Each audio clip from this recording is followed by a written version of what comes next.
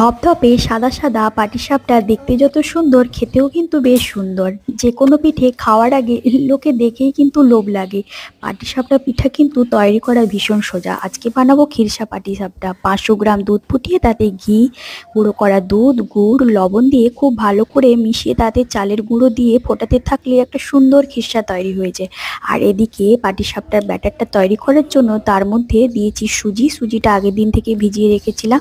তাতে দিয়েছি লবণ, গুড়, ময়দা, সামান্য পরিমাণ চালের গুঁড়ো দিয়ে উষ্ণ করা গরম দুধ দিয়ে ব্যাটারটাকে ভালোভাবে মাখিয়ে ঢাকা দিয়ে রেখে দেবো। পাটিসাপটা পিঠে বানানোর জন্য ব্যাটারের কনসিস্টেন্সিটাকে ভীষণ ভালো রাখতে হবে, তবেই কিন্তু প্যান থেকে ভীষণ সুন্দরভাবে উঠবে। আর প্যান কখনো হিট করা যাবে না।